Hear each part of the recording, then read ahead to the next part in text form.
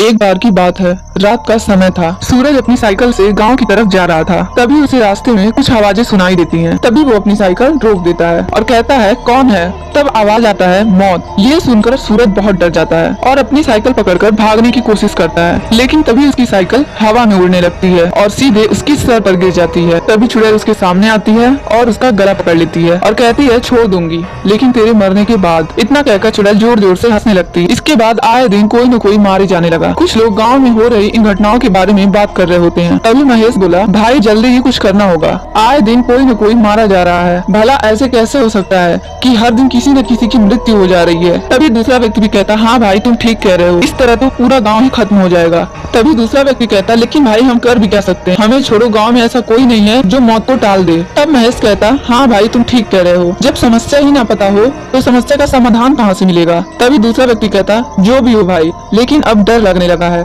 कहीं दूसरा नंबर अब मेरा ना हो। तब महेश कहता, मैं तो काम होने के बाद घर से बाहर ही नहीं निकलता, लेकिन भाई हमें कुछ तो करना पड़ेगा ना। तब दूसरा व्यक्ति कहता, ऐसे हाथ पे हाथ रखकर तो हम बैठ नहीं सकते, ऐसा करते हैं कल मुखिया जी के पास जाकर के बारे में बात करते हैं। तब महेश कहता, तुम ठीक कह रहे हो भाई, हमें ऐसा ही करना चाहिए। इसके बाद सब वहाँ से चले जाते हैं। लेकिन जब महेश घर जा रहा होता है तो तभी उसके पीछे से किसी के चलने की आवाज आती है। गांव में चल रहे उस माहौल की वजह से महेश और भी डरने लगा और तेजी से भागने लगा। तभी वो अचानक से गिर गया। तभी चुड़ैल जोर जोर से हंसने लगी। चुड़ैल की आवाज सुनकर महेश बहुत ज्यादा डरने लगा। तभी चुड़ैल उसके सामने आकर खड़ी हो गई और कहने लगी, मैं तुम्हारी मौत हूँ, कैसा लगा मुझसे मिलकर, बोलो। तब महेश कहता, मुझे जाने दो, मुझे जाने दो, मुझे मत मारो। तब चुड़ैल कहती, जाने दूं?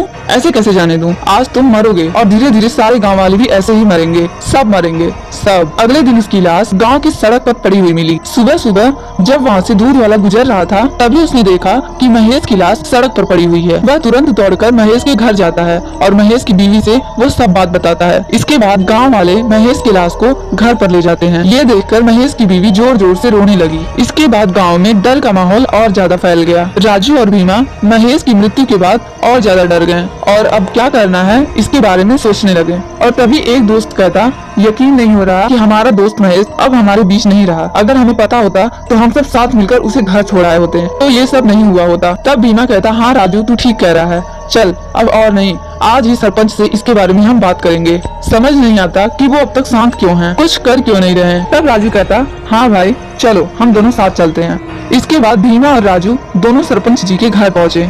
वहाँ पर जब वो दोनों पहुँचे तो उन्होंने देखा कि सरपंच जी पहले से ही और लोगों से बातें कर रहे होते हैं। दोनों दोस्त को आते देख सरपंच उनको अंदर बुलाते हैं और कहते हैं, राजू और भीमा तुम दोनों भी आ गए, अच्छा हुआ जो तुम दोनों आ गए। अब तुम दोनों अपनी समस्या बताओ, अब तुम लोग अपने आने का कारण बताओ। तब भीमा कहता, सरपंच जी हम गाँव में हो रहे इन हत्याओं के बारे में बात करने आए हैं। कल महेश वो आखिरी बार हमारे साथ ही था, लेकिन वो अपने घर सुरक्षित रूप से नहीं पहुँच पाया। भला कब तक यूं ही गाँव वाले मरते रहेंगे। तब सरपंच जी कहते हैं, महेश के साथ जो भी हुआ हम जानते हैं कि उससे गाँव वाले और भी ज्यादा डर गए हैं, इसलिए हमने सोचा है कि कल गांव के कुछ लोग गांव की रक्षा के लिए कल रात भर पहरा देंगे। मैं शाम को ही गांव में एक बैठक बुलाकर यह ऐलान कर दूंगा। इसके बाद राजू और भीमा चले गए। शाम को सरपंच जी ने एक सभा बुलाई और सभी गाँव वालों को रात में पहरेदारी करने वाली बात को बताया। सबको इस काम के बारे में बताकर सरपंच जी वहाँ से चले गए। रात को कुछ लोग गाँव की पहरेदारी के लिए गाँव के बाहर ही पहरेदारी करने लगे।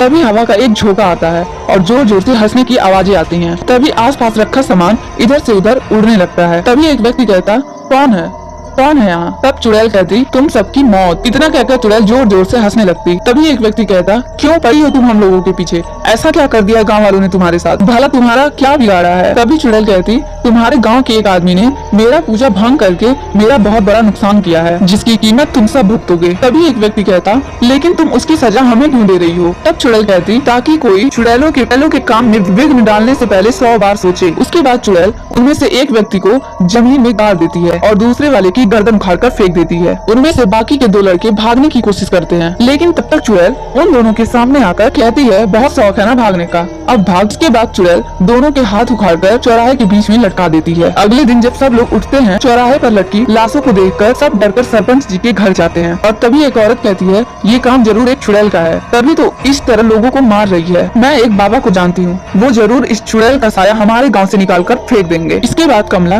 बाबा को बुलाने उनके आश्रम में जाती आती है और बाबा को गांव में चल रही सारी घटनाओं के बारे में बताती है और उन्हें अपने साथ चलने को कहती है। कमला की बात सुनकर बाबा कमला के साथ चलने के लिए तैयार हो जाते हैं। गांव में प्रवेश करते ही बाबा को कुछ महसूस होता है, लेकिन वो सरपंच जी से मिलने चले जाते हैं और तब कमला सरपंच जी से कहती, सरपंच जी ये वही बाबा है जिनके बारे में मैंने आपको बताया था। तब सरपंच जी कहते, प्रणाम बाबा जी, हमारी मदद कीजिए बाबा, हमारे गाँव को न जाने किसकी नजर लग गई है। तब बाबा जी कहते, आप परेशान मत होइए, मैं आज इस समस्या का समाधान निकालकर आपको बताऊंगा। जिस तरह से लोगों की जान जा रही है मैं पता करके सब बता दूंगा। आधी रात को बाबा एक हवन करने लगते हैं और मंत्र पढ़ने लगते हैं। तभी तेज हवा चलने लगती, लेकिन हवा से अग्नि को कुछ नहीं होता है, मानो उस तेज हवा का उस अग्नि पर कोई प्रभाव नहीं पड़ रहा है। तब चुड़ैल कहती, एक बार जान क्या बच गई, तुम खुद को मुझसे ज्यादा शक्तिशाली समझने लगे। अरे जाओ, तुम्हारे जैसे मैंने बहुत देखे हैं, तुम्हें क्या लगता है तुम बोलोगे और मैं मान जाऊंगी। इतना कहकर चुड़ैल जोर जोर से हंसने लगती है। ठीक है, देखते हैं कौन किसको सजा देता है। इसके बाद चुड़ैल बाबा को मारने की बहुत कोशिश करती है, लेकिन मार नहीं पाती है। लगातार कोशिश करने के बाद भी चुड़ैल बाबा का कुछ नहीं कर पाती और कहती है, बहुत दिनों बाद किसी टक्कर के आदमी से सामना हुआ है,